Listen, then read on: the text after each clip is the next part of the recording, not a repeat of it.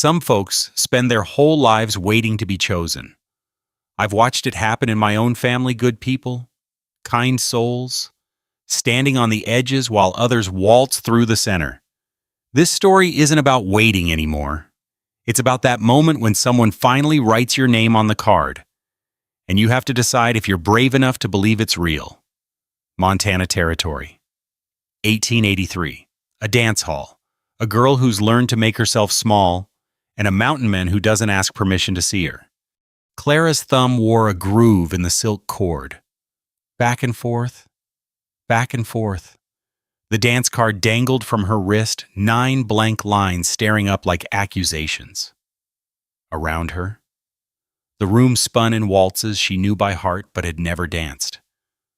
The door slammed open. Not the polite kind of opening, the kind that makes conversations choke mid-word. A man filled the frame.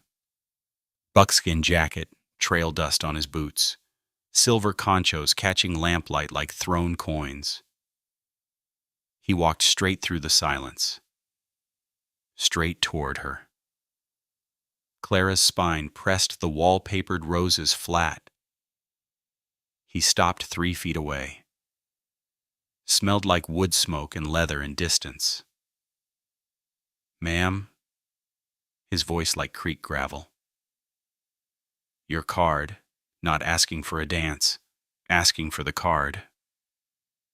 Her wrist moved before her brain caught up. The card left her hand.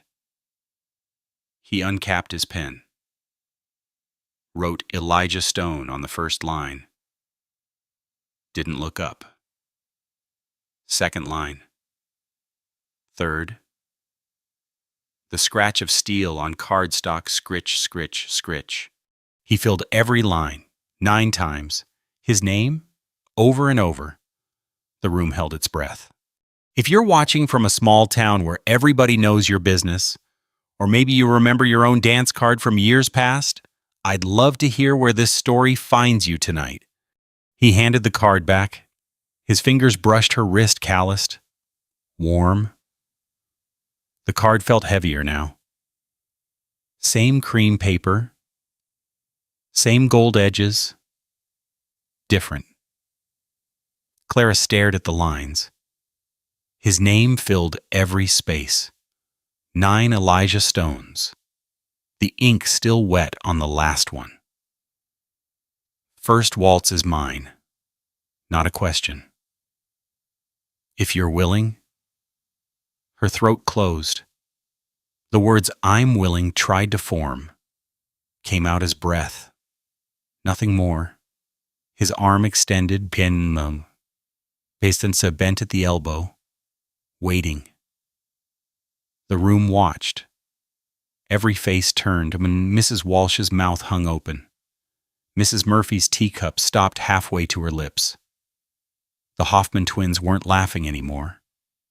Clara's hand lifted. She didn't tell it to. It just moved.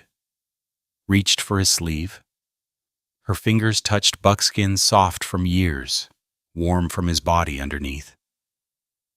Across the room, her mother stood. The teacup rattled against the saucer. Clattered. Sat again. Her mother sat again. The orchestra leader glanced at Mayor Henderson. Henderson's nod was barely there. A twitch of chin. Violin strings drew across bows. The waltz began.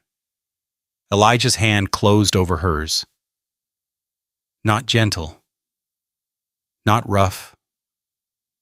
Just there. Solid. Real. He turned toward the dance floor.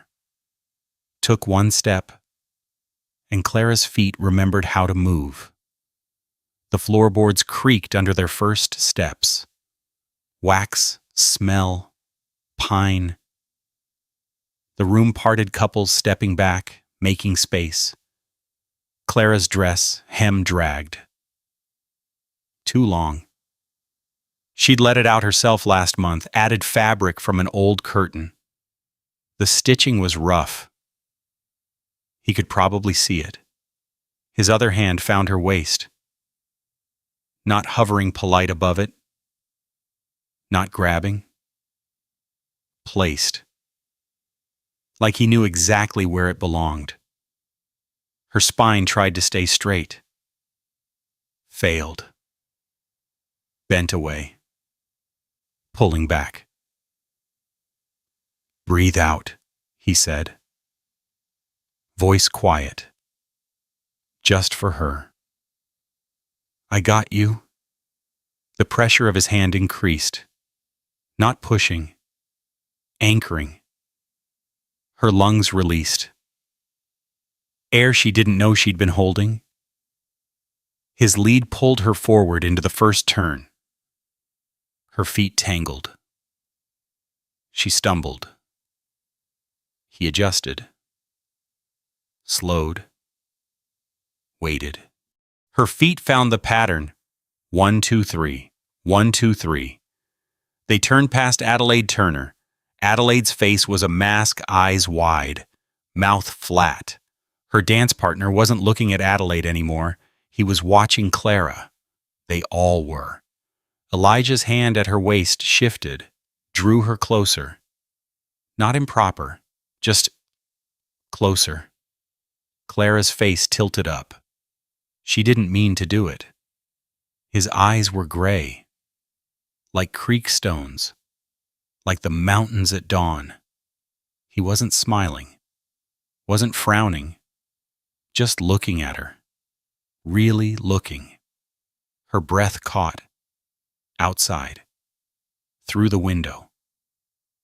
She saw movement. A white cloth, hanging on someone's porch rail. The signal she'd forgotten to leave. The second turn came easier. Her feet knew where to go now. His hand at her waist guided, not pulling, not pushing, just there, solid as fence posts. But her shoulders stayed locked, spine rigid. She was trying too hard, trying to be light, trying to not be what she was. "You lift horses," his voice low, just for her. "What? Feel like you're trying to stop helping. Let me work." Her shoulders dropped. Half an inch. Then another half. The floor spun past. Faces blurred. The violin's lead cut through the piano's rhythm. Her hem dragged, but she didn't trip. Third turn. Fourth. The music swelled. Clara's corset bit into her ribs. Each breath was work. But she was breathing. In rhythm. 1, 2, 3, breathe. 1, 2, 3, breathe.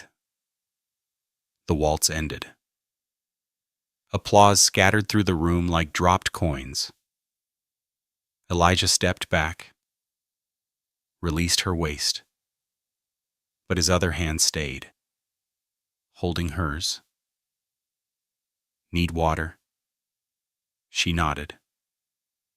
He led her off the floor, not to the crystal punch bowl where Adelaide and the other ladies clustered, to the side table, the working table, where the men kept tin cups and the cheap whiskey.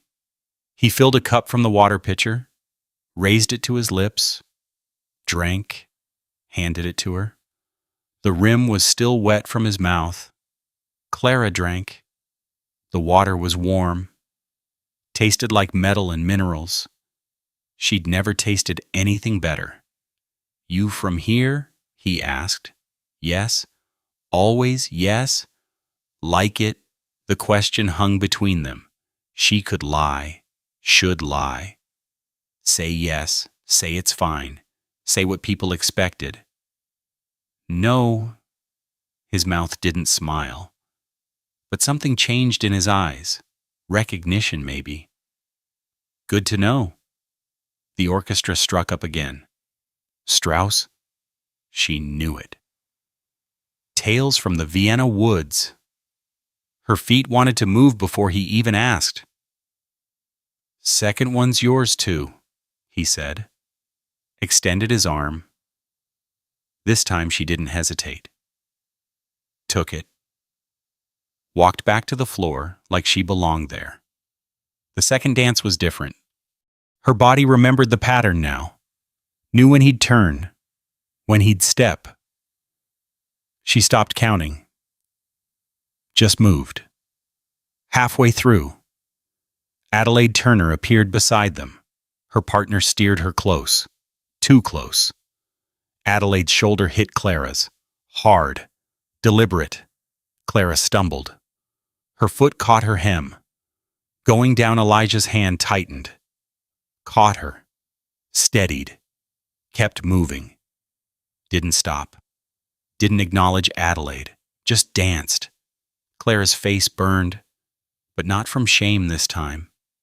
From something else. Something hot and alive in her chest. Third dance. Fourth. The room thinned. Couples left. Headed home. Called it a night. The Hoffmans left. The Murphys. Mrs. Walsh stayed but moved to the benches along the wall, between the fourth and fifth dances. Clara's mother stood, caught her eye, made the signal, hand to throat, small gesture. Time to go. Clara looked at her mother, looked at Elijah, looked back at her mother, shook her head. Her mother's face went pale. Sat back down. Hard. First time Clara had said no. Fifth dance. The orchestra was tired now. The violin's pitch wavered. The piano player's left hand fumbled a chord, but they kept playing. Fewer couples on the floor. Maybe 6. Maybe 4. Clara stopped counting them too. Just moved. Just breathed. Just let Elijah lead. His hand at her waist was warm through her dress. His other hand held hers firm. Not tight. Just there. Real. Solid. Proof this was happening. The clock chimed. 10 strikes. 11. The sound echoed off the high ceiling. 12. Midnight. The orchestra began packing. Violin back in its case. Piano lid closing. The lead violinist wrapped his bow in cloth. Elijah glanced at Clara's wrist. The dance card dangled there. 1 line left. The 9th line. The last one. Last one's earned, he said. The floor was almost empty now. 3 couples. 2. The gas lamps hissed. Someone was turning down the wicks. Shadows grew longer. No music played. Elijah started humming. Off key. Rough. But steady. He led her through the waltz steps anyway.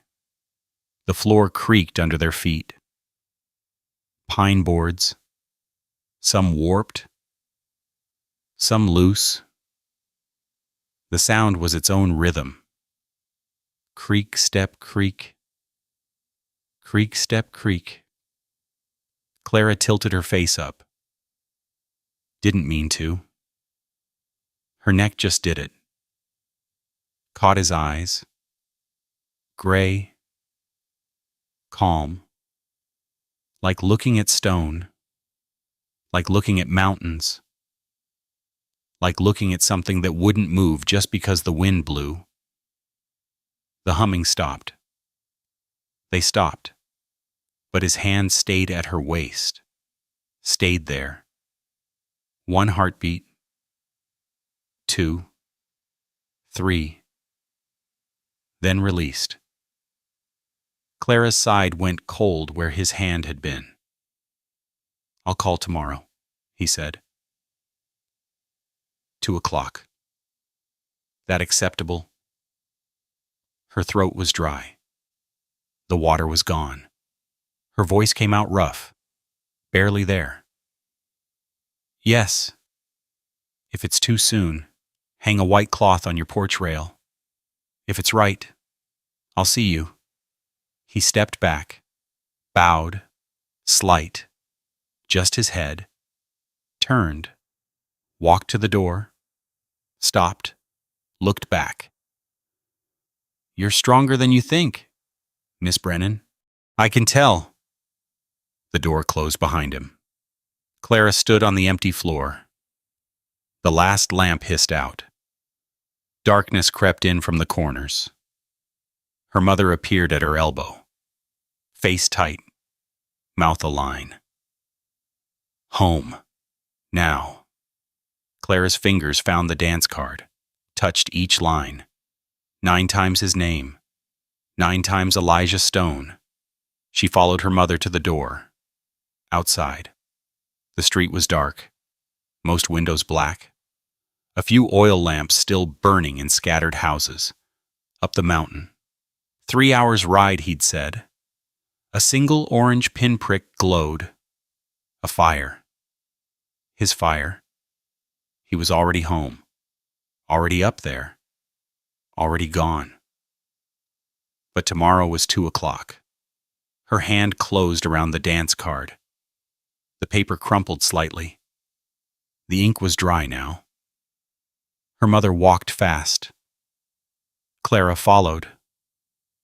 Their boots on the boardwalk thump, thump, thump, thump. At their gate, her mother stopped, turned. We'll discuss this in the morning. Not a question. A statement. Clara nodded. Inside, the house smelled like tallow and old smoke. Her room under the eaves was cold. She set the dance card on the windowsill.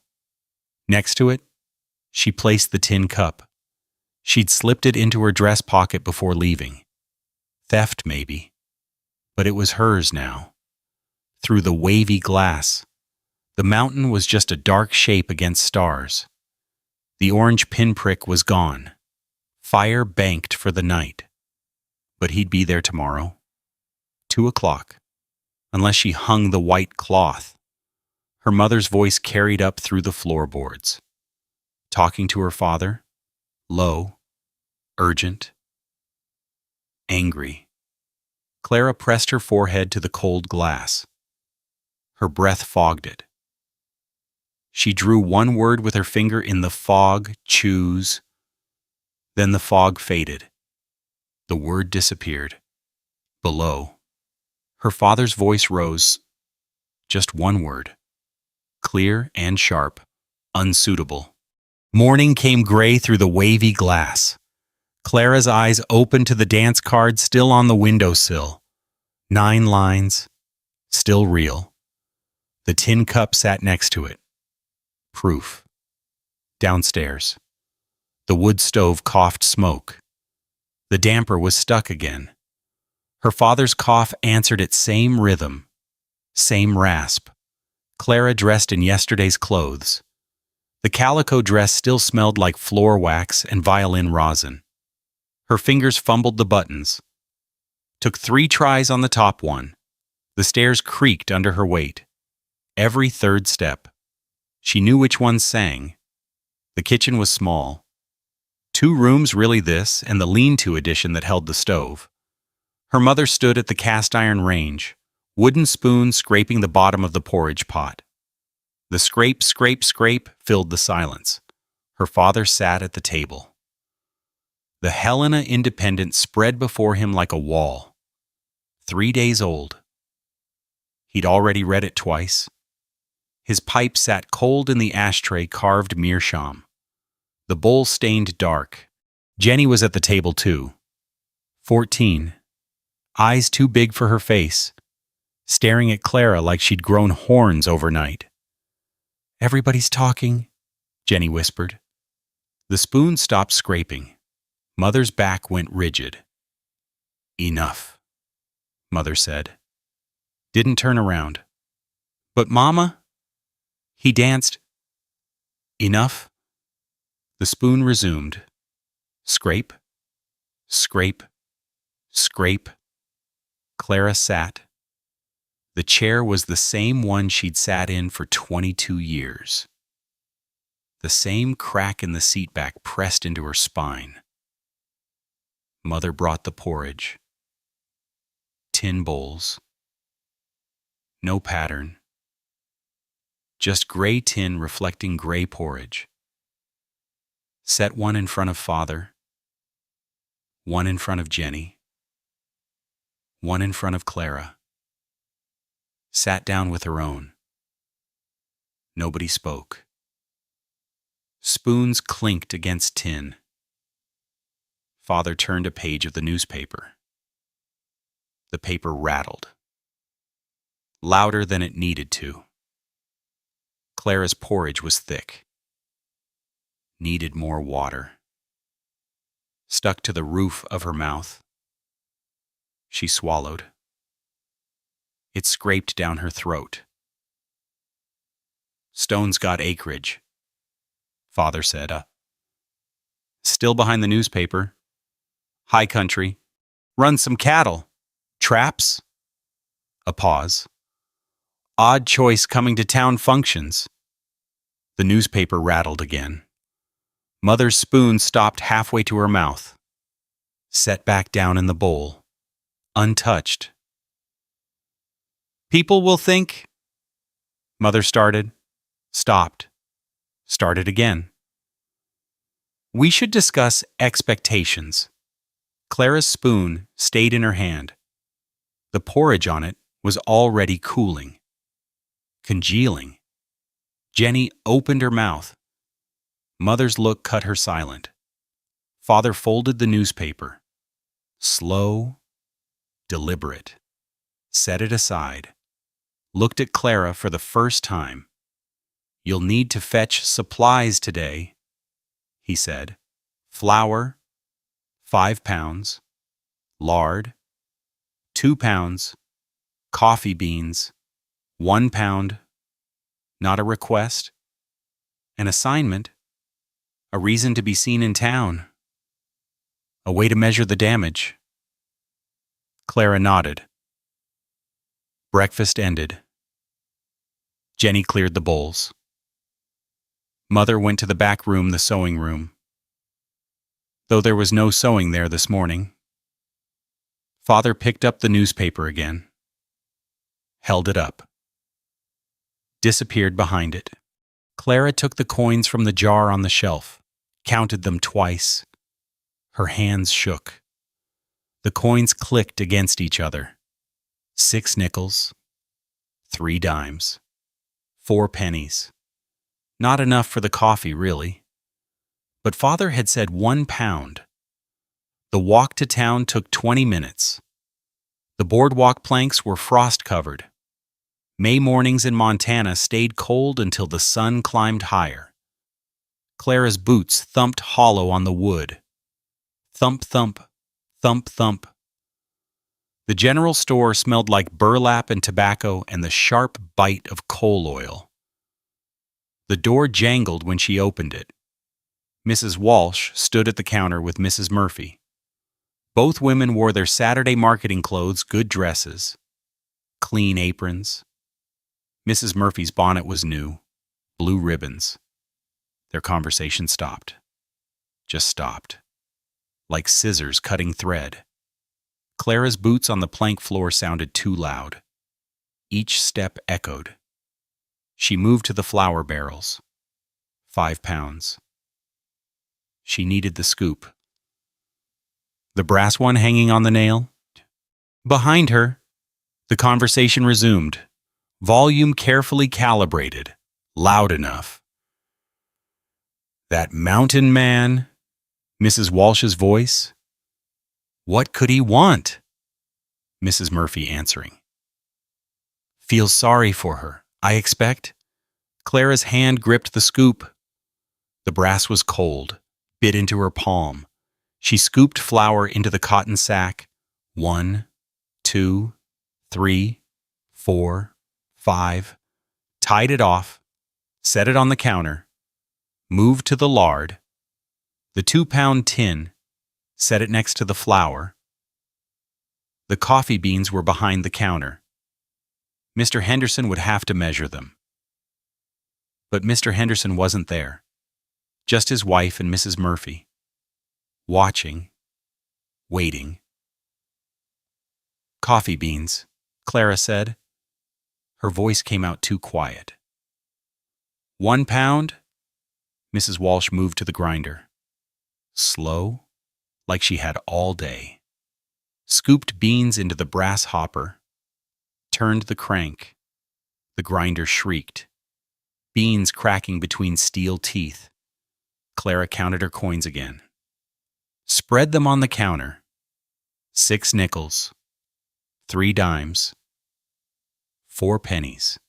Mrs. Walsh dumped the ground coffee into a paper cone, twisted the top, set it on the counter, looked at the coins. "Short on the flour, dear." Clara's stomach dropped. She'd counted right. She knew she had £5 at 6 cents a pound, 30 cents, plus the lard at 15, plus the coffee at 25, 70 cents total. She had 74. "No, ma'am," Clara said. "It's exact." Mrs. Walsh's smile was thin, sharp. "My scale says otherwise." Clara's hand moved to her pocket. Empty. No extra coins. None at home either. The jar was empty now. "I'll add another penny," Clara said. Her face burned. She placed the extra penny on the counter. Her last one. The one she'd been saving for thread. Mrs. Walsh swept the coins into her hand, dropped them in the till. The drawer slammed shut. Clara gathered the flour, the lard, the coffee, turned toward the door. Behind her, "Seen you dancing last night." Wasn't that something?" Translation clear. Shame. Clara pushed through the door. The jangle of the bell followed her out. The boardwalk was empty now. Most folks home for midday meal. The walk back took longer. The flour sack was heavy. The lard tin's wire handle bit into her palm. The coffee cone she held careful. If it tore, the grounds would spill. Home. Kitchen. Supplies on the table. Mother was in the sewing room still. Jenny in the back garden, pulling weeds. Father gone probably to the feed store. His Saturday custom. Clara went to her room, sat on the bed. The ropes creaked under the corn husk mattress. Through the window, the mountain was visible. 3 hours' ride. He'd said so. The dance card was where she'd left it. She didn't touch it. Just looked. 2 o'clock, he'd said. The clock downstairs chimed once. 1:30. Footsteps on the front porch. Heavy. Male. Not Father's step. Father's step shuffled. This step was sure. A knock. Clara moved to the window. Looked down through the wavy glass. Elijah Stone stood on the porch, hat in his hands. The buckskin jacket was brushed clean. His hair was wet, combed back, slicked down. But that belt was still there. Silver conchos catching the afternoon sun. Mother's footsteps crossed the parlor. The front door opened. Clara couldn't hear the words. Just the rise and fall of voices. Mother's high and tight. Elijah's low and steady. Then Mother moved, blocking the doorway completely. Her back rigid. Her head shaking. No. Elijah's eyes lifted. Found the upstairs window. found Clara through the wavy glass. He didn't look away, didn't apologize with his eyes, didn't plead, just looked at her. Steady. Like last night. Like stone. Like mountains. His hat brim turned in his hands. Slow rotation. Round and round. Mother was talking. Her hands moved sharp gestures. Dismissive. Elijah's eyes stayed on Clara. Mother stepped back. Pulling the door closed, Elijah's voice rose. Just loud enough. Clara heard it through the glass. "Ma'am, requesting permission to walk with your daughter. Public road only. Back by 4. Silence. Then Mother's voice. Tight. Cold.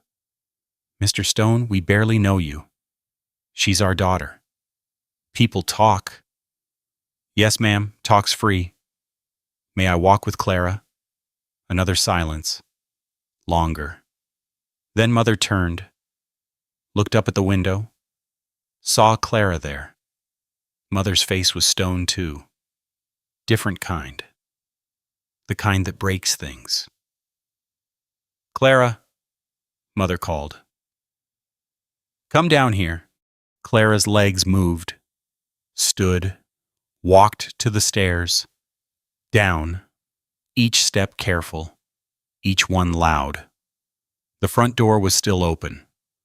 Elijah stood on the porch, Mother in the doorway between them. "Mr. Stone wishes to walk with you," Mother said, each word separate, distinct. Public road only, back by 4 o'clock. Not permission, just statement of terms. Clara's throat was dry. The word yes tried to form, came out as breath. She tried again. "I'd like that." Mother's jaw tightened, but she stepped aside. Clara moved through the doorway, onto the porch, next to Elijah.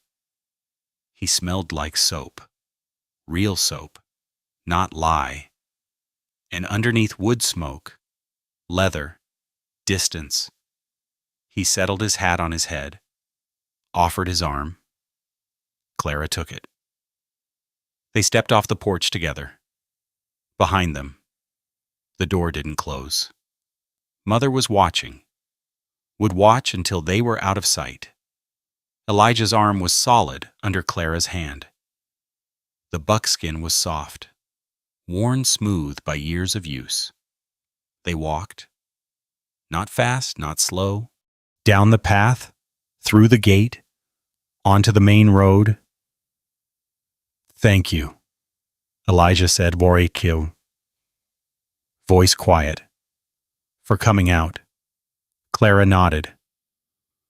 Words stuck somewhere between her lungs and her mouth. They passed the Henderson house. Mrs. Henderson on the porch, sweeping. The sweeping stopped.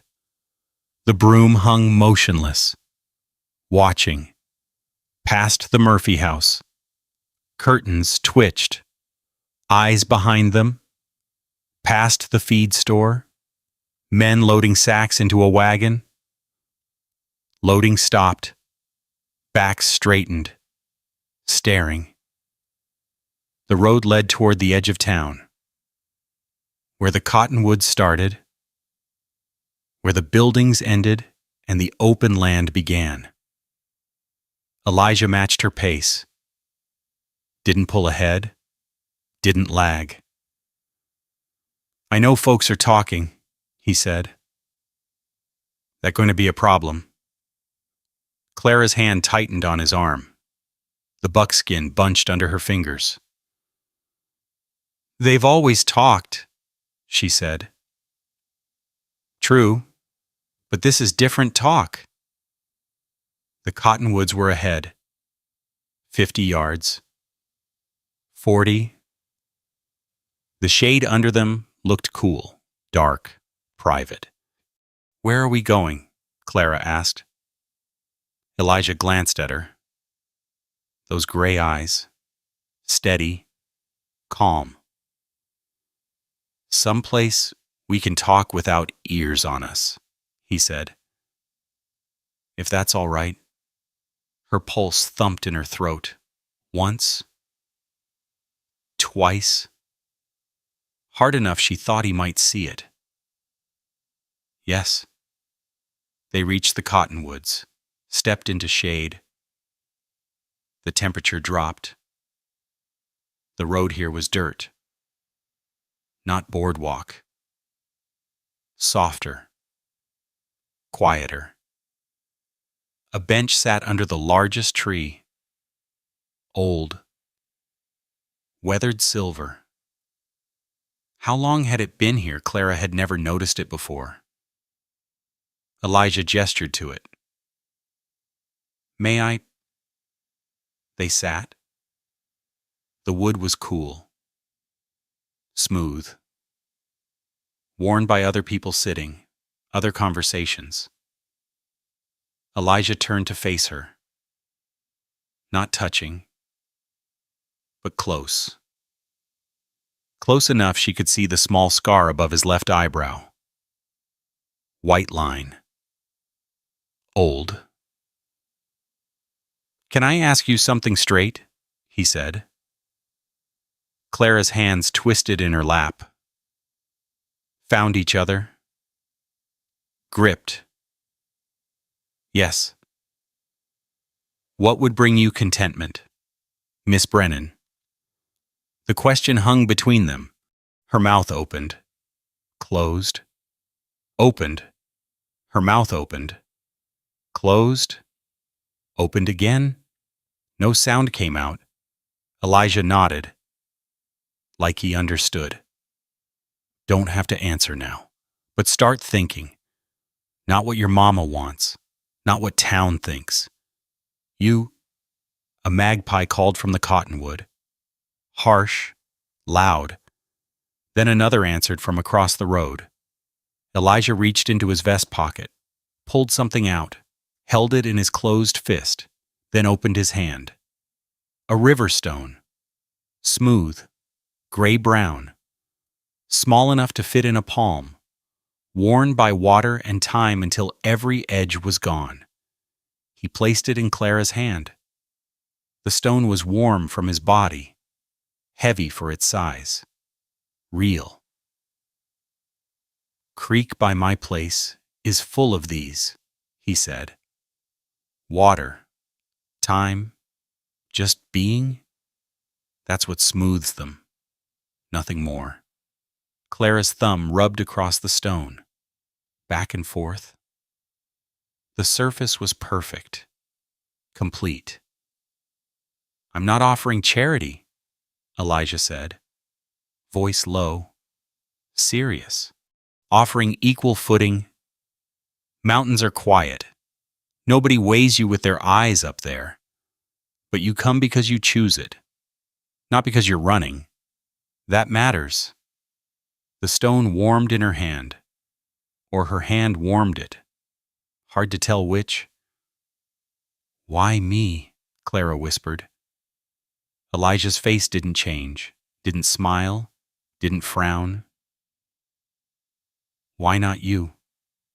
the magpie called again. This time from closer. The cottonwood directly above them. Clara's fingers closed around the stone. Felt its weight. Its smoothness. Its realness. "I don't know what I want," she said. "That's honest," Elijah said. "We can work with honest." He stood, offered his hand, pulled her up. They walked back toward town. Her hand still gripped the stone. His arm was still there if she needed it. The Murphy house came into view. Then the Henderson house. Then her own. Mother was on the porch, arms crossed, waiting. The clock in the church steeple chimed. 4 strikes. exactly on time. At the gate. Elijah stopped, released her arm, stepped back. "I'll be in town 3 days," he said. "If you want to talk more, I'm at the boarding house, Mrs. Patterson's place." Clara nodded. "If you don't want to talk more, that's all right too. But tell me straight. Don't leave me wondering." "I'll tell you," Clara said.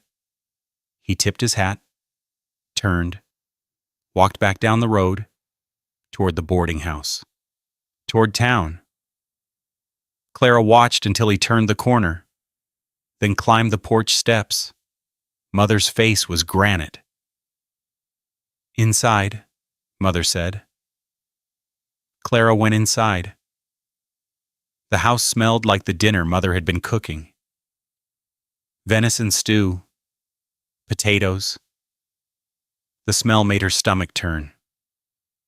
She went to her room, sat on the bed, set the stone on the windowsill next to the dance card. 2 objects now, both proof. Below. Mother's voice carried up through the floorboards. Talking to Father? Father was home now. His heavier tread had crossed the parlor. Unsuitable. Barely know him. What will people... Clara lay back on the bed. The ropes creaked. The corn husks rustled. Through the window. The mountain was visible. Somewhere up there, 3 hours' ride, was a cabin. A creek. Smooth stones. A place where nobody weighed you with their eyes. The voices below rose. Mother's higher. Father's deeper. Words blurred together into sound. Clara closed her eyes. The stone was still in her hand. She'd forgotten to set it down. It was warm now. Really warm. From her body heat. She opened her eyes. Looked at it. What would bring you contentment? Nobody had ever asked her that before. Not once in 22 years. What would bring her contentment? The question sat in her chest. Heavy, real, smooth as the stone. She didn't have an answer yet. But for the first time, she knew someone was waiting for one. The voices below continued. Rose and fell. Rose and fell. Like waves. Relentless. She heard words. Some clear. Some muffled. His intentions. People saw them. Our reputation. Clara stayed still, listening. The stone in her hand. The dance card on the windowsill. The tin cup beyond that. 3 pieces of evidence. 3 reasons. 3 choices. The sun was setting now. Orange light slanted through the wavy glass. Made everything gold. Unreal. She sat up. Looked out the window. Up the mountain. Somewhere up there. Fire smoke would be rising. Elijah making his dinner. Sitting in that cabin. Alone. Had he always been alone, or had he chosen it? There was a difference. Choosing to be alone was power. Having it chosen for you was prison. She understood that now. The difference. All her life. People had chosen for her. Where she stood, what she wore, who she talked to, who she didn't. Even at the dance. She'd stood where they expected, against the wall. Out of the way, invisible, until Elijah had chosen different, had chosen her. But that wasn't enough. She knew that too. He could choose her all he wanted. Write his name 9 times, 100 times, 1,000. It wouldn't matter unless she chose herself. That was the hard part. The part that scared her. The part that made her hands shake and her stomach turn and her breath come too fast. Choosing yourself meant risk, meant leaving, meant consequences. The voices below got louder. Father's voice rose above Mother's. Sharp. Final. I'll not have this family shamed. Do you understand? I'll not have it. Silence. Then Mother's voice. Quieter. Defeated. What do you want to do? We'll discuss it properly. Tomorrow. With the pastor, if need be. Tomorrow. They were planning something. Some intervention. Some way to stop this before it went further. Clara's hand closed around the stone. Squeezed. The smooth surface pressed into her palm. Real. Solid. There. Tomorrow Elijah would still be in town. For 2 more days. Then he'd leave. Tuesday morning. Back to the mountain. Back to the cabin. Back to his life. With or without her. The choice was hers. And she had 1 day to make it. Sunday morning. The sky was clear.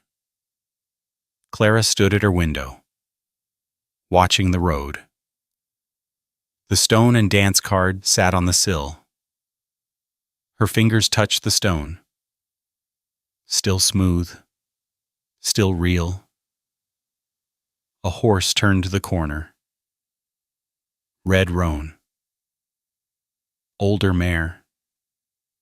Steady looking. Elijah rode it, leading another behind. The second horse was saddled, waiting. Clara's pulse jumped. She hadn't said yes. Hadn't said anything. But he'd come anyway. She grabbed her shawl. The good one, not the moth-eaten one. Ran down the stairs and each step creaked, but she didn't care. Mother was in the kitchen. Saw Clara heading for the door. "We're out," Clara said. Didn't stop, pushed through the door. Elijah was at the gate. Both horses stood calm. The mare he rode was breathing easy, not winded. "Morning," he said. Tipped his hat. "Thought you might want to see the place." Before deciding, Clara looked at the second horse. Smaller than his. The saddle was old, but maintained. Leather oiled. Stirrups adjusted. "I don't ride much," she said. "Sadie here's gentle. 15 years old. Knows the trail better than I do." He dismounted. Held the mare's reins. Waited. Clara stepped through the gate. Her hand found the mare's neck. Warm. Solid. The horse's ear flicked toward her but didn't shy. "Left foot in the stirrup," Elijah said. "I'll help you up." Clara lifted her skirt enough to reach. Her boot found the stirrup. Elijah's hand circled her waist. Lifted. She was heavy. She knew she was.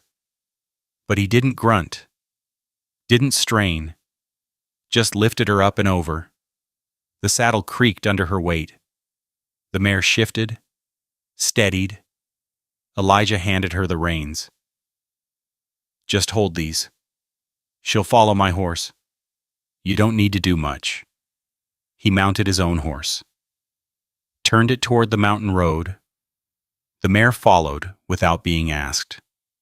Behind them, Mother appeared on the porch. Clara didn't look back, kept her eyes forward, on the trail.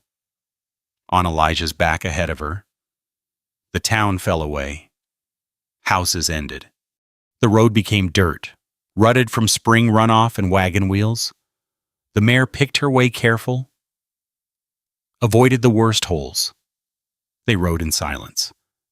The only sounds hooves on dirt, leather creaking, the horses breathing.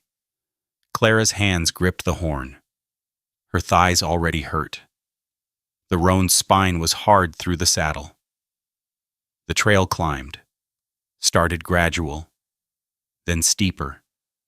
Ponderosa pines crowded close to their trunks were massive, orange-red bark. The smell was sharp, clean, different from town's coal smoke and manure.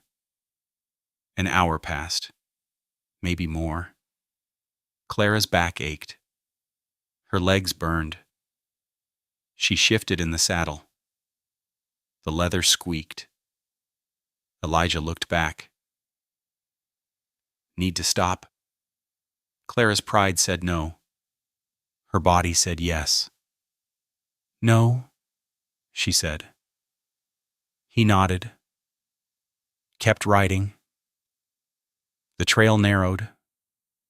The mare walked closer to the drop-off on the left. Clara could see down, way down. Creek far below. White water rushing over rocks. Her hands tightened on the horn. The leather was damp now, from her palms sweating. She won't fall, Elijah called back. Done this trail 1,000 times. Clara believed him. Had to. No choice now. The trail widened again. The trees changed.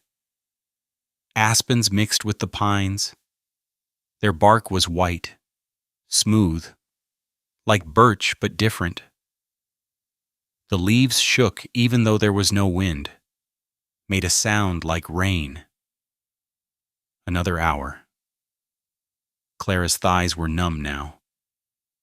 Past burning. Just numb. She couldn't feel them anymore. The trail crested a rise. Elijah stopped. Dismounted.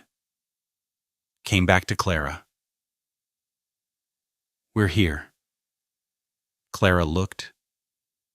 Through the trees ahead. A clearing. In the clearing. A cabin. Log walls.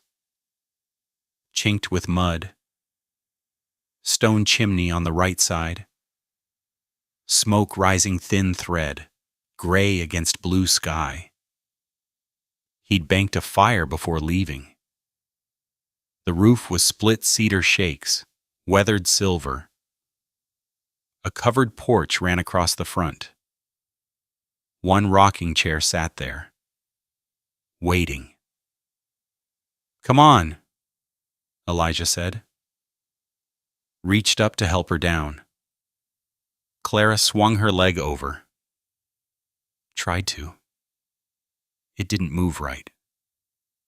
Numb. Clumsy. She slid more than dismounted. Elijah caught her. Set her on her feet. Her legs buckled. Gave out completely. He steadied her. Happens. Give it a minute. The feeling came back.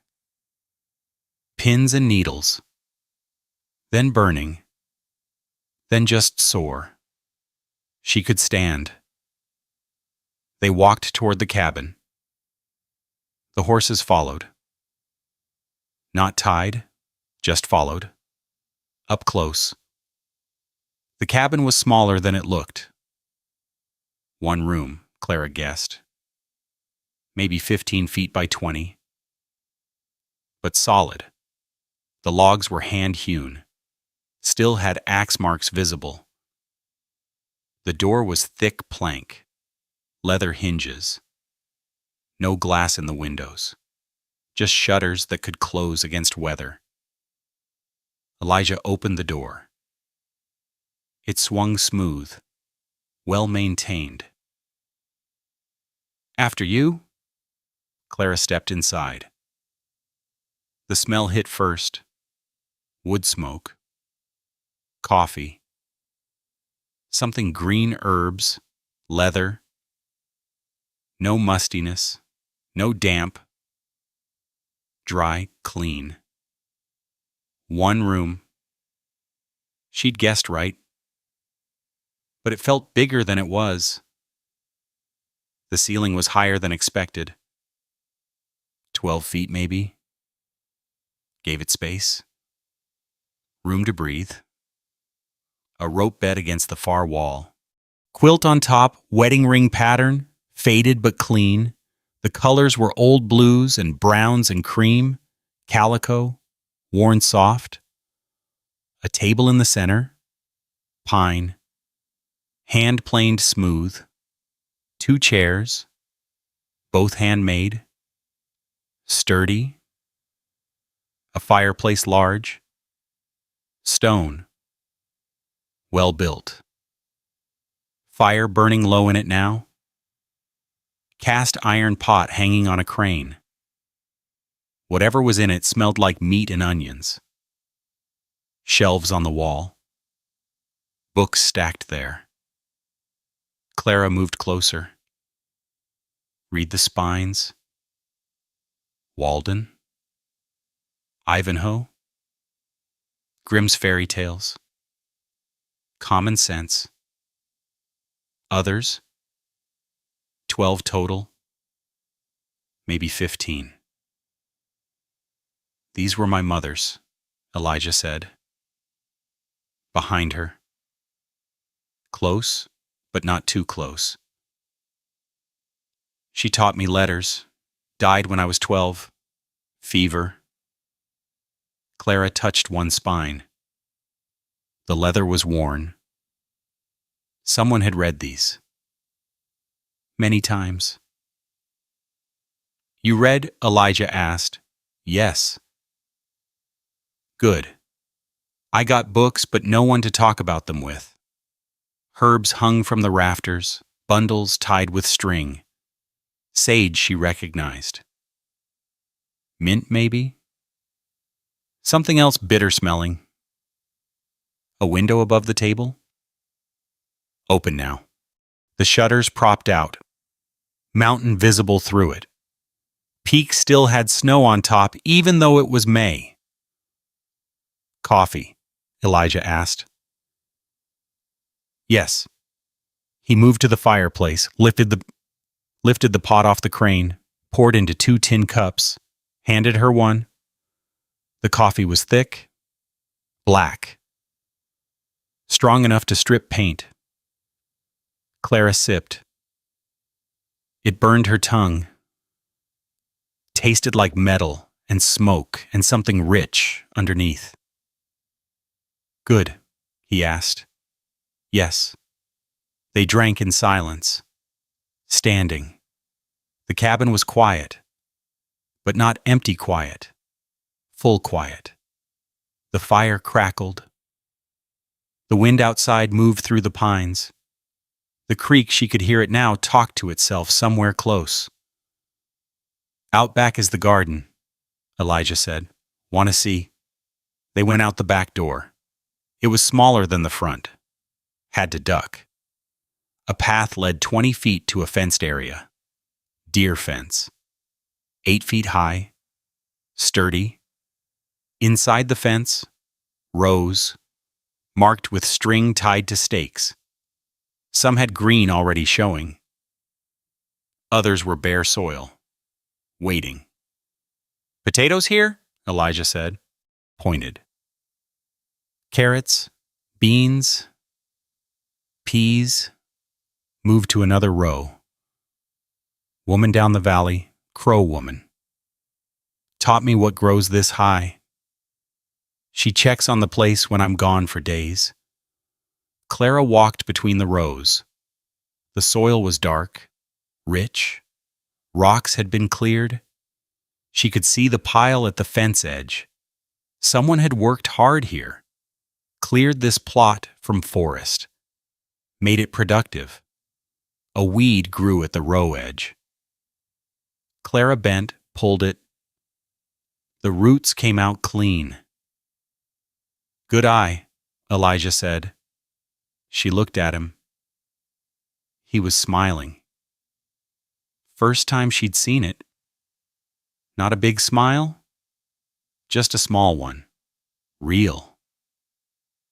"You know plants?" he asked. "Some. My mother has a garden. Had me weed it since I could walk. Useful skill up here." They walked back to the cabin, around to the front. The horses were drinking from a trough. Elijah must have filled it while she was inside. They sat on the porch edge, feet dangling. The rocking chair was behind them, but neither sat in it. The view spread out below. Mountains on every side. Creek visible through the trees. Valley stretching north. Town invisible from here. Too far. Too low. Clara realized she couldn't see town, couldn't hear it. The quiet wasn't empty wind in pines, creek tumbling, her own breath. But no voices, no eyes watching, no weight. She lifted her arms slightly. Tested. Still heavy, but different heavy. Hers. "Nobody comes unless invited," Elijah said. "You'd have that sanctuary." Clara's hands rested in her lap, found each other. The right thumb rubbed across the left palm, back and forth. "You live alone?" she asked. "Choose to. Different from having it chosen for you." A hawk circled overhead, wide wings, riding a thermal, hunting. "Why did you come to the dance?" Clara asked. The question had been sitting in her chest for 2 days, finally out. Elijah was quiet, watching the hawk. Then wasn't planning to. Was in town for supplies. Heard music. Been a spell since I heard music. Went to listen. Pause. Saw you standing there, against the wall.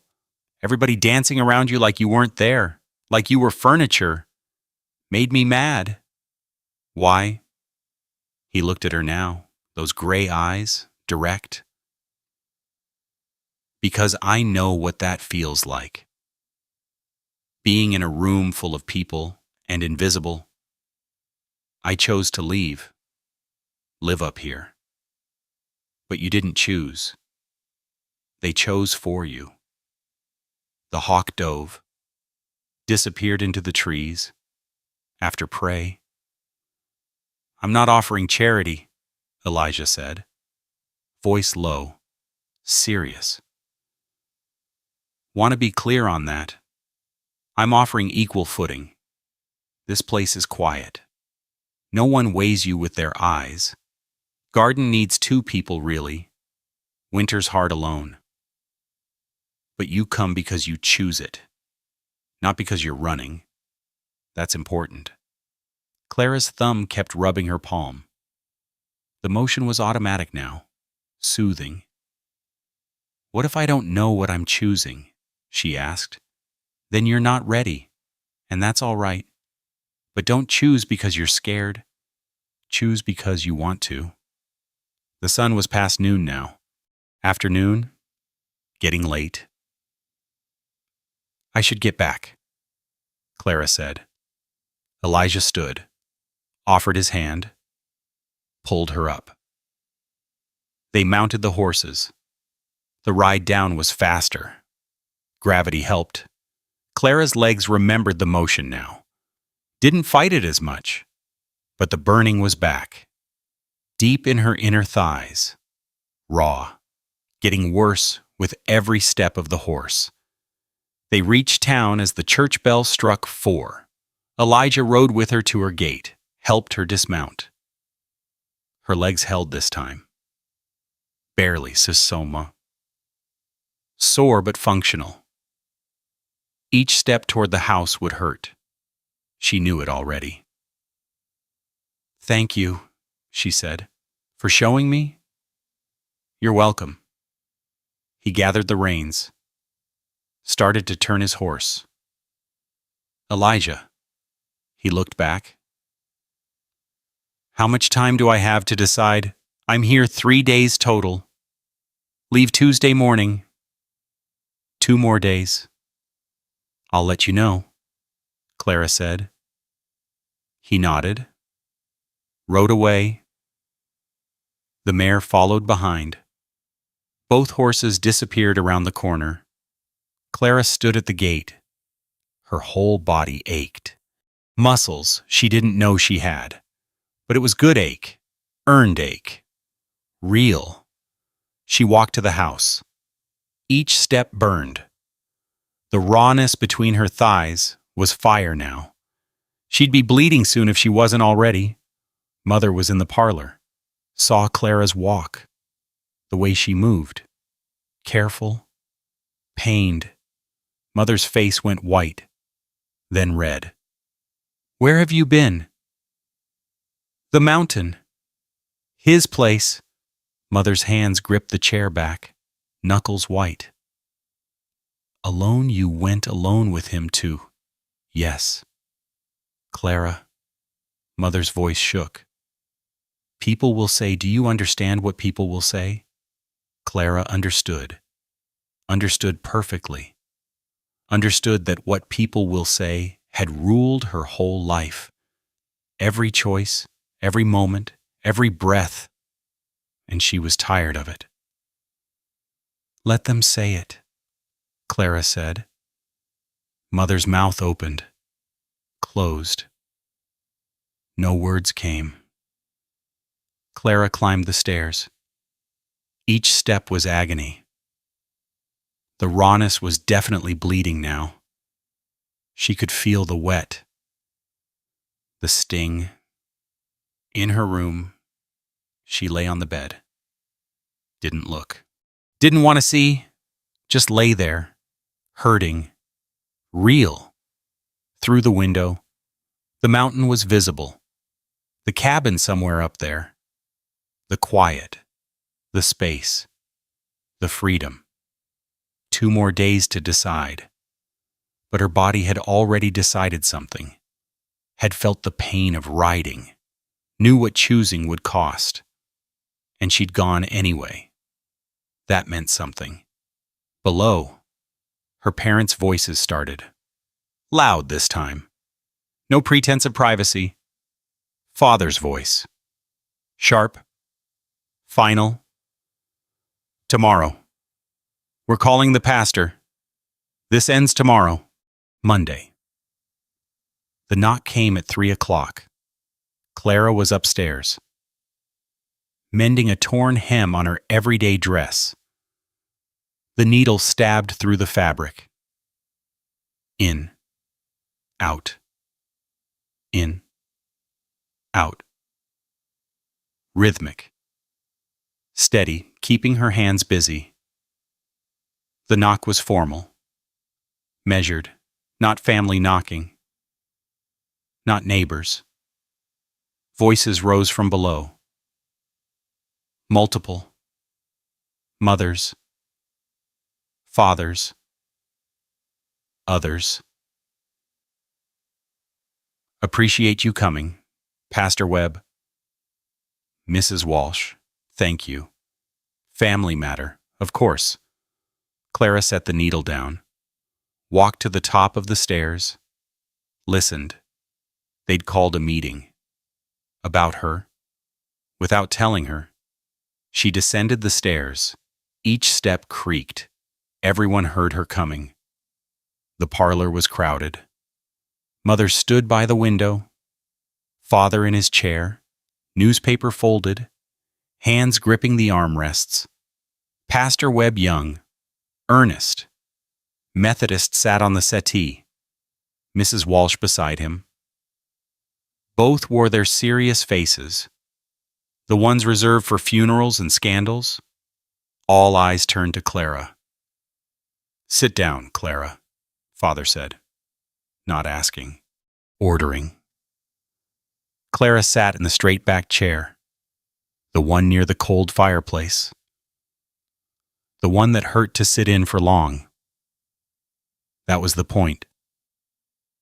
Pastor Webb cleared his throat, opened his Bible. The leather was new, the pages still crisp.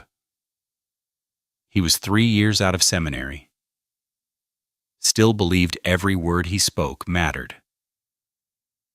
"Miss Brennan," he began, "we've gathered today out of concern. For you, for your family, for the community." Clara's hands folded in her lap, found each other, gripped.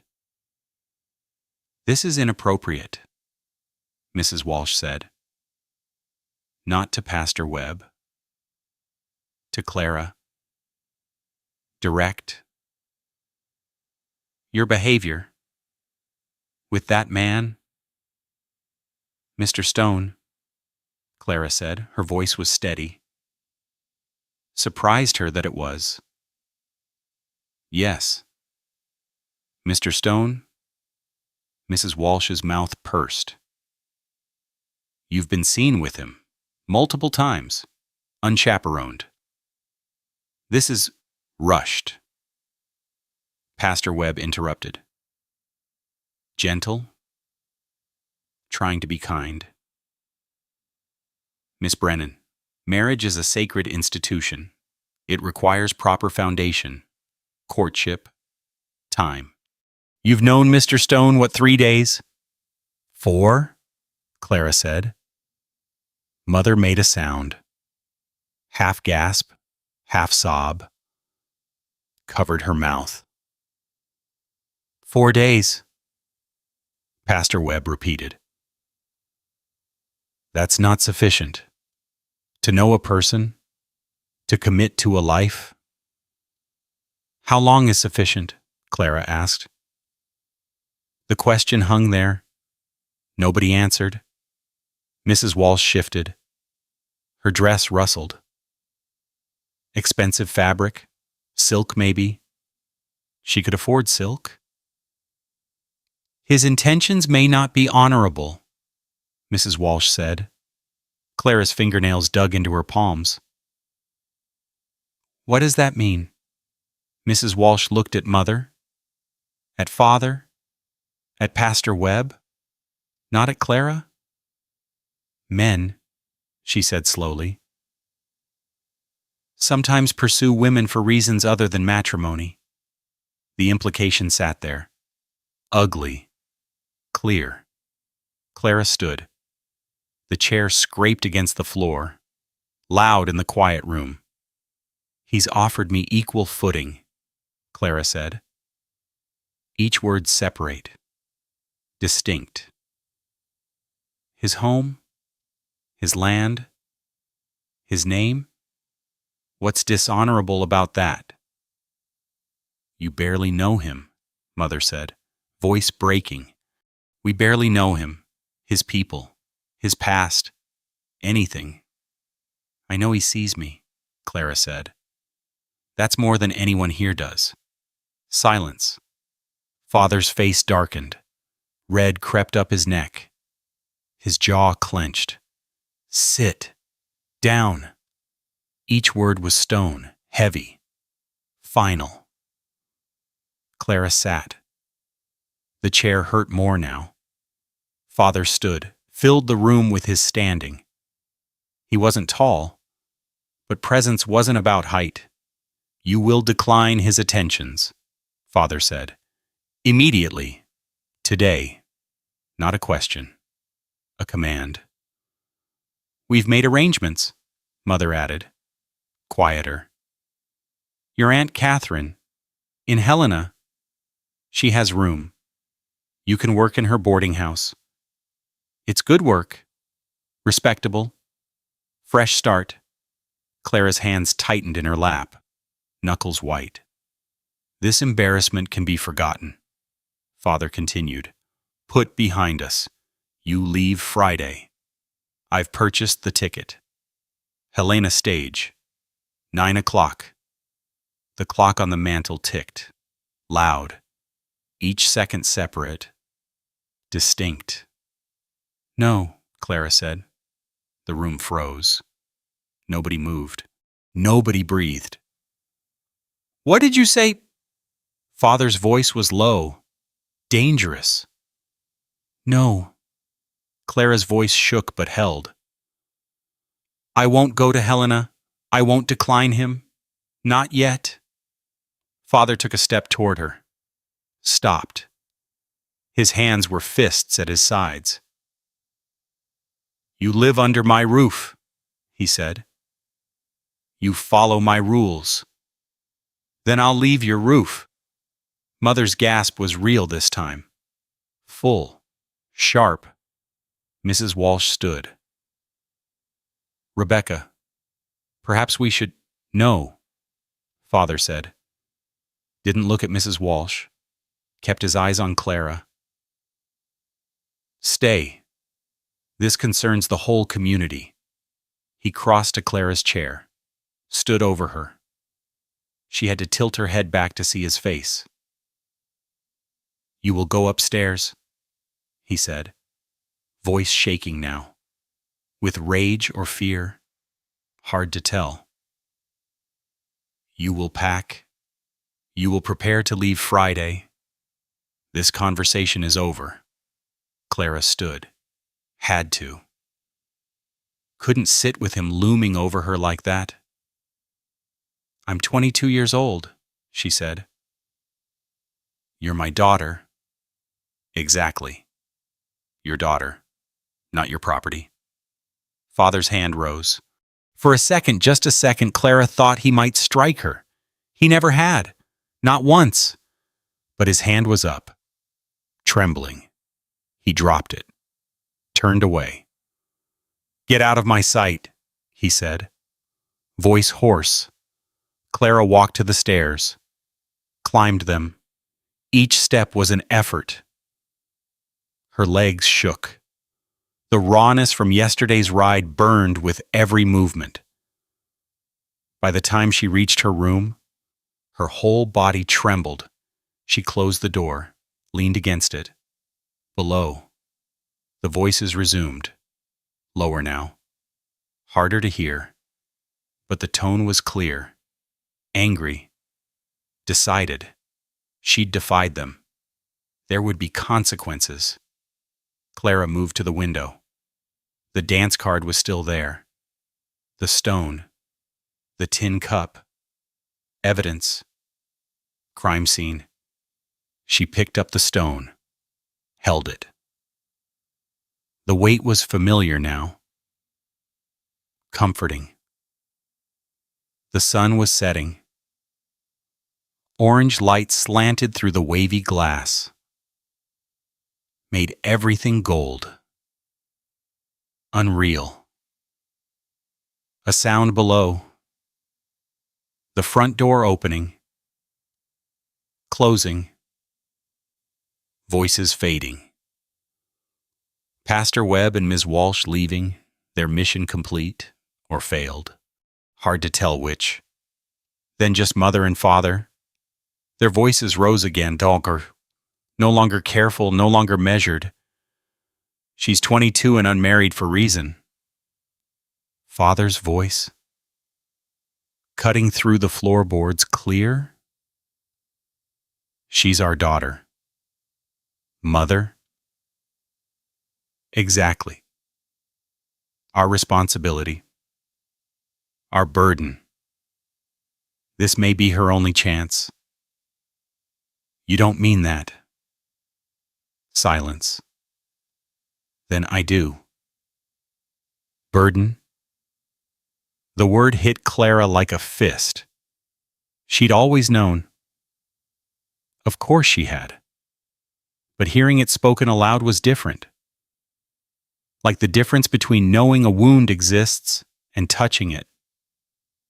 feeling it bleed. She was a burden.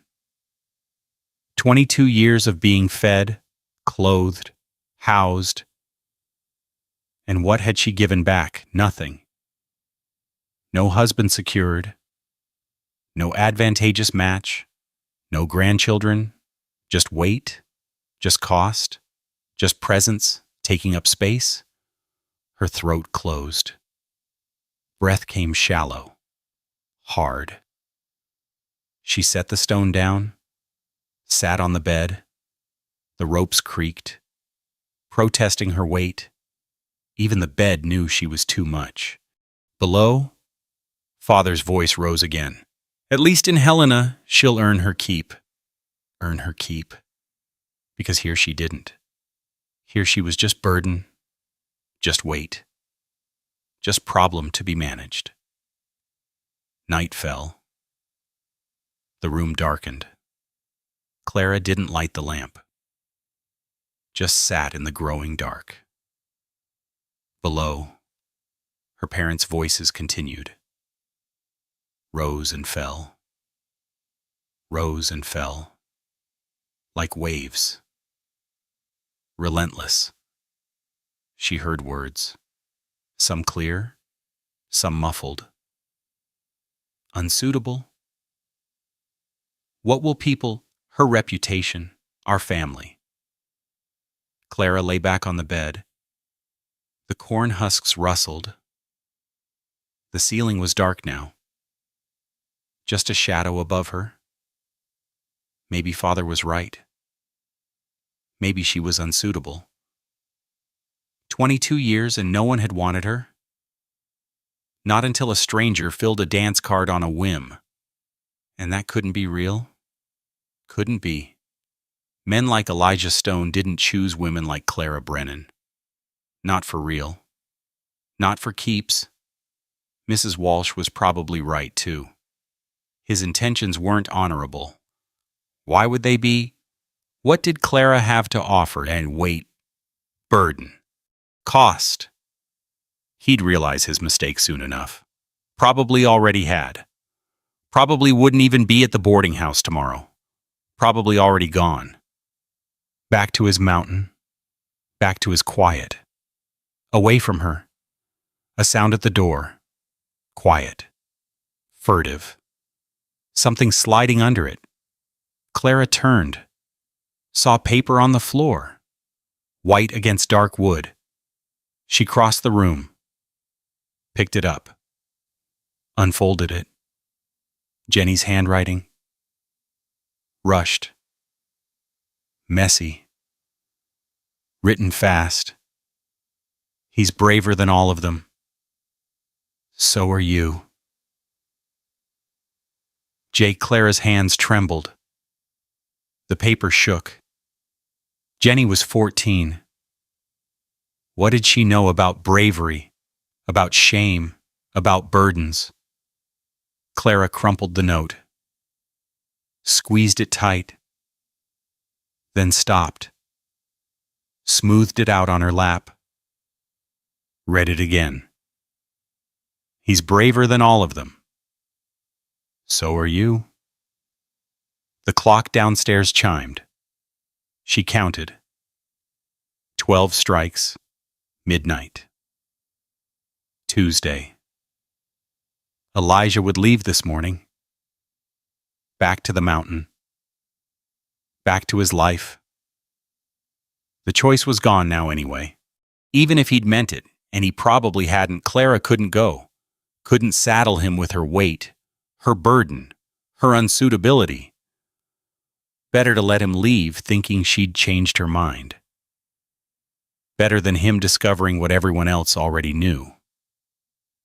That she was exactly what Father said. Unsuitable. Burden. Only chance gone. She looked at the dance card. 9 times his name.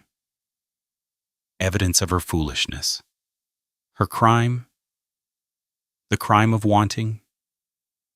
She should burn it. Feed it to the stove tomorrow. Watch the paper curl and blacken. but her hand reached for it instead. Touched the lines. 9 Elijah stones. The ink permanent now. Proof. Dawn came gray. Clara hadn't slept. She'd sat by the window all night, watching the mountain. The dark shape against stars. No fire visible. Too far. Too dark. She stood. Her body ached. Everything hurt. The rawness, the shame, the weight of being burden. She dressed in her Sunday dress, the one that didn't fit quite right, took the stone from the windowsill, left the dance card, left the tin cup. Evidence she'd leave behind. She'd walk to town, find Elijah at the boarding house. Tell him straight like he'd asked. Tell him she'd changed her mind. Thank him for his kindness. Let him go. That was the right thing. The only thing. The thing that would save him from her burden. She opened the door. The house was still sleeping. She could leave now. Walk to town. End this before it went further. Her hand gripped the stone. Squeezed. The smooth surface pressed into her palm until it hurt. One foot in front of the other. Down the hall, down the stairs. To the kitchen. To the back door. She was going to say goodbye. Going to decline. Going to accept Helena and earning her keep. That's what she told herself. That's what she believed. Clara lay awake all night, watching the ceiling crack grow visible as darkness faded to gray. At 5 o'clock, the first bird sang. Dawn was coming. She sat up, made her decision. Her grandmother's canvas rucksack hung on the back of the door. Army surplus. Stenciled numbers faded to ghosts. Clara pulled it down. Set it on the bed. The everyday dress. The one she'd worn to the mountain. It already smelled like pine and wood smoke. Already knew where it was going. She folded it. Packed it. The book from her nightstand. Grimm's Fairy Tales. Only book she owned. Father had given it to her when she was 7. Back when he still thought she might become something. It went in the rucksack. Her grandmother's silver thimble. The only inheritance. Small. Worthless to anyone else. Everything to her. Wrapped in the dress to keep it from denting. It went in. The dance card from the windowsill. The stone. The tin cup. Evidence. They went in. She stood, dressed in the clothes from yesterday. The dress that was too tight, the boots that pinched, the shawl with moth holes. This was who she was. This was what she had. The note. She needed to leave a note. She found paper, a pencil stub, wrote 3 words, gone to mountain. See not, I'm sorry, not please forgive me. Just facts, location, signature. She set it on the pillow, where her head had been, where she'd never lay again. The rucksack went over her shoulder, heavier than it should be, heavy as everything she was leaving. She moved to the door, hand on the knob, turned it slow. The mechanism clicked, loud in the silent house. She froze, listened. Nothing. No movement. No voices. Nobody awake to stop her. If she waited for morning, Father would lock her in. She'd heard him say it to Mother through the floorboards. She opened the door, stepped into the hallway. The stairs were ahead. 12 steps. She knew every creak. 3rd step, 7th, 10th. She stepped at the edges, where the boards were supported, where they wouldn't betray her. Down. 1 step, 2, 3 without sound, 4, 5, 6. The 7th step sang anyway. A small protest, a tiny shriek. She froze, listened. Nothing. Father's snoring continued. Thick, wet. Down. 8, 9, 10, 11, 12. The parlor floor was solid. Didn't creak. She crossed it to the kitchen, to the back door. She lifted the door while opening it. Trick she'd learned as a child. Kept the hinges from screaming. Outside. Cold. May morning, but the mountain air was ice. Her breath came in clouds. Hung in the still air. The garden gate. The alley. The street. Empty. Dark. Not even dogs barking. Too early. The world was still sleeping. Clara walked. Boots on dirt. Soft. Muffled. Each step was leaving. Each step was choosing. The main road led out of town. Toward the mountain. Toward the trail. The buildings ended. The cottonwood started. The bench where they'd sat. Past it. Past the town boundary. The trail started here. Rose into foothills. Disappeared into gray light. The sky was lighter now. Not dark anymore. Gray. Pre-dawn. She could see the trail. Just barely. A lighter stripe against darker ground. She walked. The trail climbed. Her breath came harder. The altitude. The fear. Both. Rocks caught her boot toe. She stumbled. Caught herself.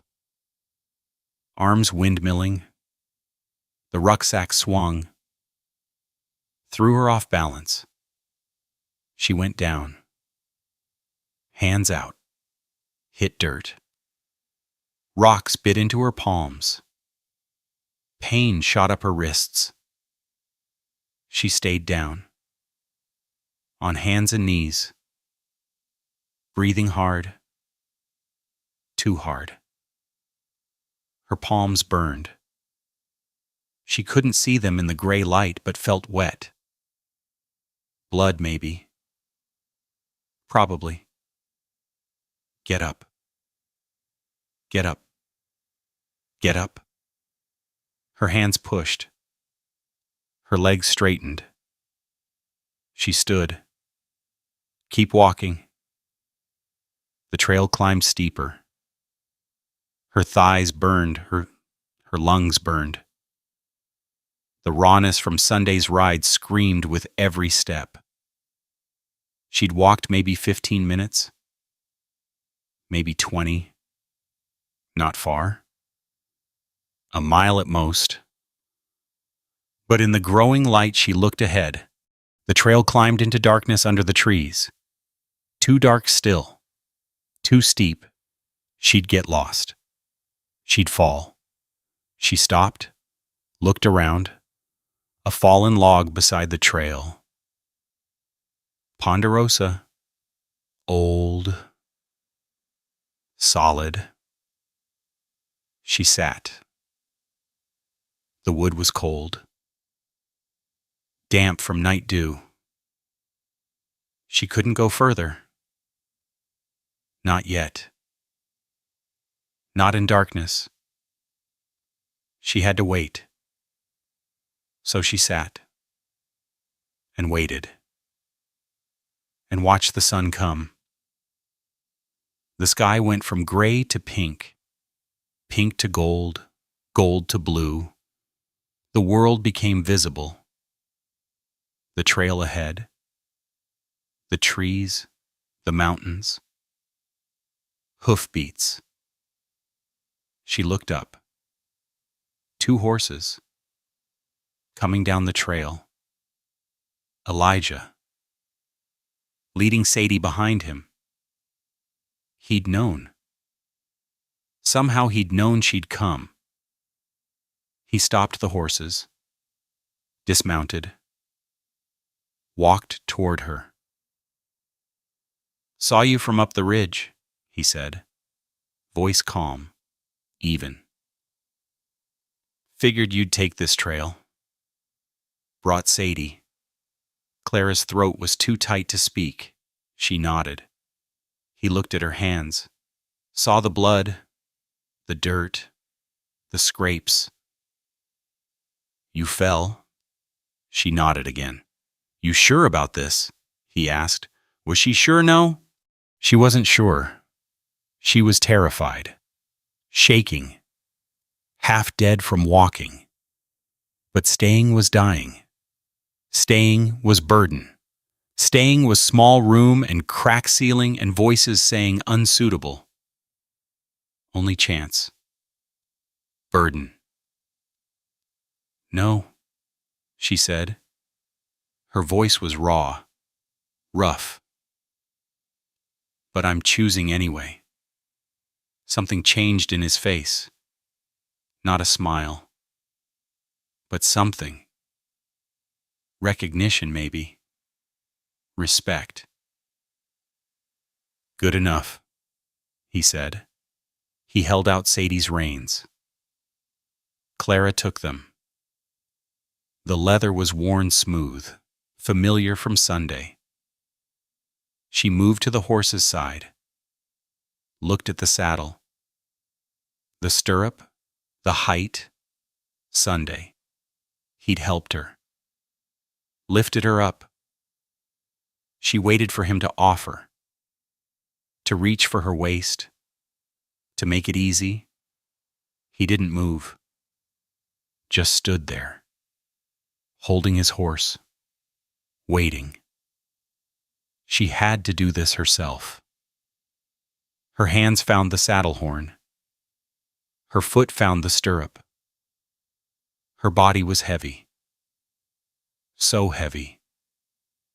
And sore. And tired. And the rawness between her thighs was screaming. She pulled, hauled, muscles screaming, arms shaking. Not enough. She couldn't. She didn't have the strength. Try again. She gripped harder, pulled harder, 1 foot in stirrup, push up, swing leg over. Her body lifted. Barely. Barely enough. Her leg swung. Caught the other side. She was up. In the saddle. Breathing like she'd run a mile. But up. The saddle pressed into the rawness. Fire shot through her. She bit her cheek. Tasted blood. From this height she saw town below. Small. Getting smaller. The houses were dark boxes. The streets were empty lines. She looked at Elijah. He nodded. Once. He mounted his horse. Turned it up the trail. Toward the mountain. Toward the cabin. Toward home. Sadie followed without being asked. The sky was light now. Full dawn. Morning arrived. Tuesday morning. The morning Clara Brennan left everything behind. Behind them. Town woke up. Smoke rose from chimneys. Roosters crowed. Doors opened. Someone would find the note. Mother, probably. Going to wake Clara for breakfast. Finding the bed empty. The pillow marked with 3 words. Too late to stop her. Too late to call her back. The trail climbed. The horses climbed. Clara's hands gripped the horn. Her body moved with the horse's rhythm, learning, adapting. Every step of the horse was pain. The rawness was definitely bleeding now. She could feel it. Wet. Warm. Stinging. But she didn't say stop. Didn't ask to rest. Just held on. Behind her, everything she'd known, everything she'd been, everything safe and small and slow dying. Ahead, unknown, uncertain, terrifying, but hers, her choice, her life, her risk. An hour passed, maybe more. The sun climbed on. The air warmed. The mountain opened around them. Elijah looked back. Doing good. 2 words. Simple. True. Clara nodded. Couldn't speak. Throat too tight. But nodded. Doing good. First time in her life someone had said that. First time it had been true. The rawness was agony now. Each step of the horse was new pain, fire in her inner thighs. She bit her cheek harder. More blood. Her vision started to narrow. Tunnel. Black edges creeping in. No. Not now. Not yet. She gripped the saddle horn tighter, focused on Elijah's back, on the trail, on breathing. In, out, in, out. The cabin would be ahead. Another hour, maybe. She could last another hour. Had to last. She'd made the choice. Walked away in dawn light. Climbed onto this horse. Started up this mountain. She couldn't quit now. The black edges grew. Her hands loosened on the horn. Her body swayed. Elijah. Her voice barely there. Whisper. He looked back. Saw her face. Saw the gray pallor. The way she swayed. He stopped his horse. Dismounted. Came back to her. You're hurt. Bleeding. She nodded. Couldn't speak anymore. Can you make it to the cabin? Another hour? She nodded again. Lie. But she nodded. All right, well, we'll go slow. You fall. I'll catch you. He mounted. They continued. Slower now. The horses walking instead of climbing. Clara held on. That's all she could do. Just hold on. The trail blurred. The trees blurred. Everything blurred except Elijah's back. She focused on that. Just that. 1 more hour. Just 1 more hour. Then the cabin appeared through the trees. Log walls. Stone chimney. Smoke rising. They'd made it. Elijah dismounted. Came to her side. She tried to swing her leg over. Couldn't. No strength left. He reached up, hands at her waist, lifted her down. Her legs gave out immediately. collapsed completely. He caught her, held her up. "I got you," he said. "I got you." Her vision tunneled completely. Black closing in from all sides. The last thing she saw was the cabin door.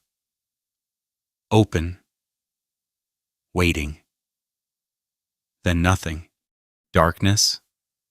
Then not darkness. Gray. Then shapes. Then ceiling. Log beams. Chinked mud between. Herbs hanging. Sage bundles swaying slightly. Clara's eyes opened. Closed. Too heavy. Opened again. Where the cabin. Elijah's cabin. She was inside. On the rope bed. Under the wedding ring quilt. She tried to sit. Her body refused. Wouldn't move. Heavy as stone. A sound. Movement. Footsteps on wood. Elijah appeared. Knelt beside the bed. His hand went to her forehead. Cool palm. Checking. "You're awake," he said. Voice quiet. "Good." Clara's throat was sandpaper. Tongue stuck to the roof of her mouth. She tried to speak. Nothing came out. He reached for something. A tin cup. Water. Lifted her head with one hand. Brought the cup to her lips with the other. "Slow," he said. She drank. The water was cold. Creek water. Tasted like minerals and snow. It hurt going down, but she needed more. Drank until the cup was empty. He set it aside. Lowered her head back to the pillow. "How long?" Her voice came out cracked, barely recognizable. "Day and a half? It's Wednesday evening now." Day and a half, 36 hours. Gone. "You were hurt worse than you let on," he said. "Blood loss, exhaustion, body shut down. Had to let it rest." Memory came back in pieces. The ride, the pain, the bleeding, collapsing. She looked down at herself. Someone had changed her clothes. She was wearing a man's shirt. His shirt. Much too large. Soft flannel. Clean. Her face burned. "Cleaned the wounds best I could," Elijah said. Matter of fact, no shame in his voice. Inner thighs were raw, bleeding bad. Used yarrow salve. Clean cloth. Should heal in a week or so if you stay off horses. He stood, moved to the fireplace, stirred something in the pot. The smell was meat. Onions. Rich broth. "You need food," he said. "Can you sit?" Clara tried. Her arms shook. Pushed against the mattress. Got halfway up. Elijah was there. Handed her back. Supporting. Got her upright. Leaning against the log wall, the room spun. Settled. He brought the pot. Ladled stew into a tin bowl. Handed it to her with a spoon. Her hands shook holding it. The bowl was warm, heavy. The smell made her stomach clench. Hungry. So hungry. She lifted the spoon. Brought it to her mouth. Venison.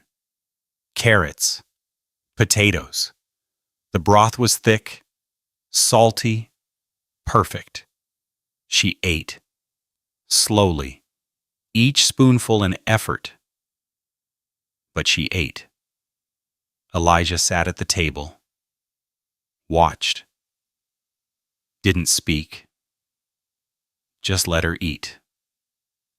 When the bowl was empty, he took it, set it aside, poured more water. She drank. Your hands, he said, reached for her right hand, turned it palm up, white cloth wrapped around it, bandage. She'd forgotten. The fall, the rocks. Scraped bad when you fell, he said. Cleaned them. They'll heal. Keep the bandages on another day. He released her hand, stood. You should sleep more. Body needs it. I've slept a day and a half. And you needed it. Sleep more. But Clara was looking around now, really seeing. The cabin in evening light. Fire burning low. Shadows long. The books on the shelf. The herbs hanging. The table with 2 chairs. The door open to let in air. This was real. This was happening. She was here. My things? She asked. Rucksacks there? He pointed by the door. Her grandmother's canvas bag, still packed, safe. The dress, my dress. Drying outside. Wash the blood out. It'll be ready tomorrow. He'd washed her dress, cleaned her wounds, changed her clothes, fed her, let her sleep. Burden. The word tried to form. She was burden. Weight. Cost. But he'd done it anyway. I can leave, she said. Voice small. If I'm... He looked at her. Those gray eyes, direct. Do you want to leave? Did she, her body hurt? Everything hurt? The cabin was small, one room, she'd be underfoot. In the way, taking up space. But town was worse.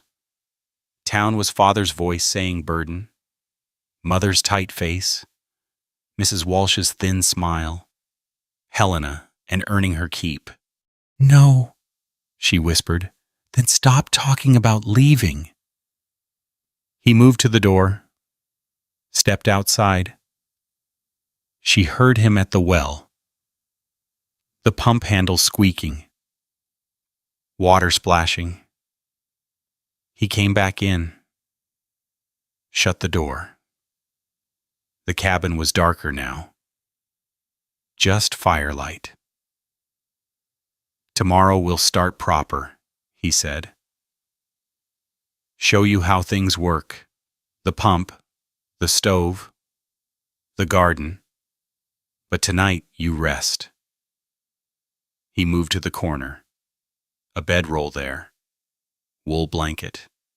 He'd been sleeping on the floor, giving her the bed. More burden. More weight. But he was already lying down, rolling the blanket around himself, settling in. Elijah. Yeah. Thank you. Silence. Then you chose to come. That took more courage than anything I did. Now sleep. The fire crackled. Clara lay back down. The quilt was soft, worn. The bed creaked, but held. Outside, night sounds. wind in pines, creek talking, an owl calling. She slept. Morning came with gray light through the window. Clara woke to the smell of coffee, real coffee, strong and bitter. Elijah was at the stove, frying something, the sizzle and pop of fat. Bacon, maybe. She sat up, easier this time. Her body was sore but responding. She could move. Clothes are on the chair, Elijah said. Didn't turn around. Get dressed. Food's almost ready. Her dress was folded there. Clean. Dry. Mended where the hem had torn. The stitching was rough but functional. She dressed under the quilt, pulled it around herself like a tent, got the dress on. The boots. Stood. Her legs held. Shaky, but held. The rawness between her thighs was still there. Not as sharp. A dull ache now. Healing. She moved to the table. Sat. Elijah set a plate in front of her. Bacon. Sourdough flapjacks. A tin cup of black coffee. She ate. He ate. They ate in silence. When the plates were empty, he stood. Come on. I'll show you how things work. They went outside. The morning was cold, clear. The mountains rose on all sides. No sign of town. No sign of anything but wilderness. He showed her the well, the cast iron pump, red paint flaking. The handle needed lifting high, then pushing down hard. Water came on the third pump. Cold, clear. Needs priming sometimes, he said. Keep a bucket of water by it. Pour some down the spout.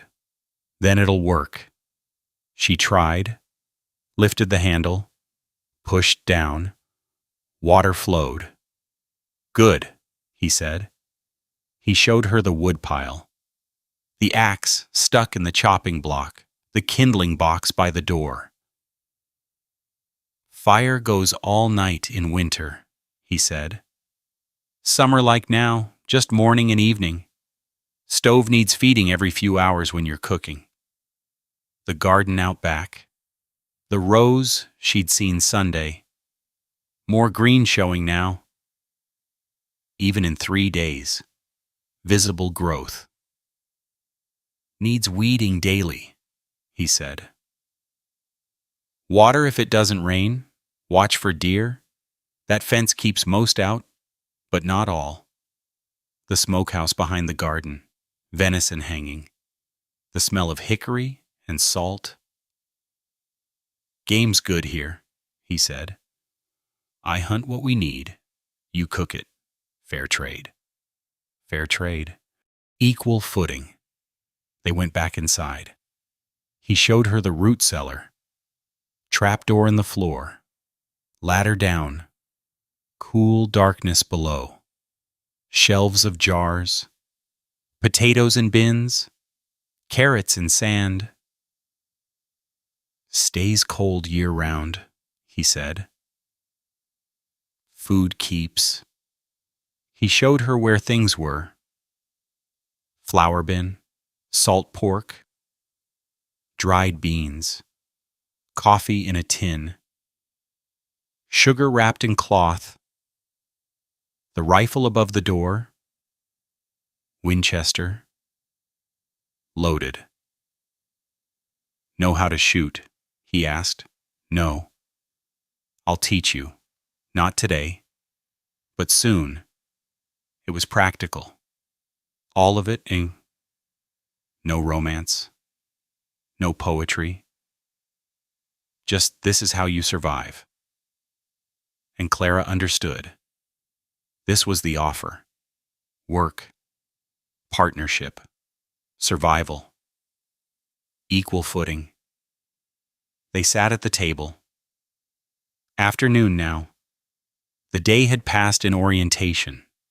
In learning. Questions, he asked. Clara had 100, 1,000, but one rose above the others. Do you want me here? She asked. Really? He looked at her. Those eyes, gray, calm. Wouldn't have brought Sadie down if I didn't. But why? Told you already. Saw you invisible. Recognized it. Figured you deserved a choice. He paused. And yes, I want you here. Lonely up here sometimes. Good to have company. Someone to talk to. Someone who knows books. Another pause. Someone who doesn't quit when things get hard. The stone was in her pocket. She'd found it this morning in the rucksack. Took it out now. Held it. What happens now? She asked. We live, he said. Simple. Work the garden, hunt, read, get through winter when it comes. He looked at her. And first thing Sunday morning, we'll ride down to town. Find a preacher. Make it proper before God and man. I don't hold with scandal, and neither should you. Clara's breath caught. Marriage. He was talking about marriage. You sure? She whispered. Said it already? Equal footing? That means wife? Partner? Not some woman living in sin up my mountain. His voice was firm. We do it proper, legal, respectable. Then folks can talk all they want. Relief washed through her. He'd thought of it, the scandal, the impropriety, and he'd fix it. Thank you, she said. Nothing to thank. It's right. Now come here. He stood pimakkan, walked to the wall by the fireplace. The dance card was there, tacked to a wooden beam. The cream cardstock, 9 lines of his name. He pulled it down, handed it to her with a pencil. There's a 10th line, he said. Bottom, blank. Always bothered me. Should have something. Clara looked.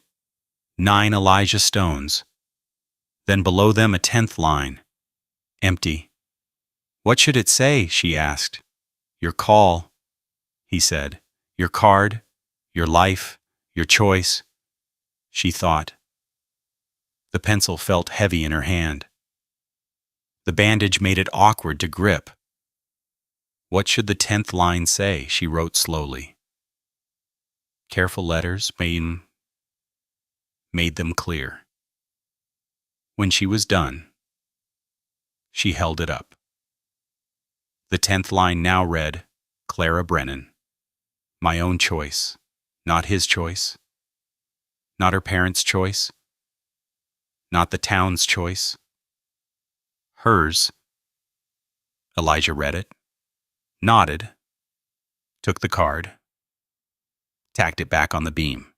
Above the fireplace, where it would stay, evidence, proof, record.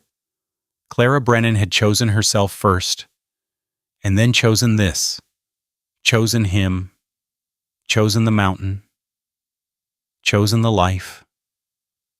The cabin was quiet. The fire crackled.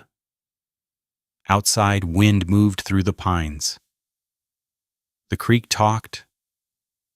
The mountain held them. And for the first time in 22 years, Clara Brennan felt like she fit. Some stories sit heavy long after the telling's done. This one feels that way to me, quiet in its ending, unresolved in places where maybe resolution wasn't the point. Clara chose something, and we watched her choose it. But we don't know yet what Sunday brings. What the preacher will say, what town will do when they find out. Maybe that's how most real decisions work. We make them in the dark and learn to live with them in the light. I think about how many of us have stood where Clara stood. Not at a dance hall necessarily, but at that edge, the place where staying means slow dying and leaving means walking into nothing certain. Some of us chose one way, some chose another. Some are still standing there, even now, even after all these years. And that's all right. It's allowed to be unfinished. Life rarely ties itself neat. Perhaps what matters isn't whether Clara made the right choice, but that she made her own choice. That she stopped waiting for permission and gave it to herself instead. Whether you've done the same or are still deciding whether you stayed or left, or are somewhere in between, you're not alone in that. Many of us carry that weight, that wondering. Thank you for staying with this story, for letting it be what it was, no more, no less.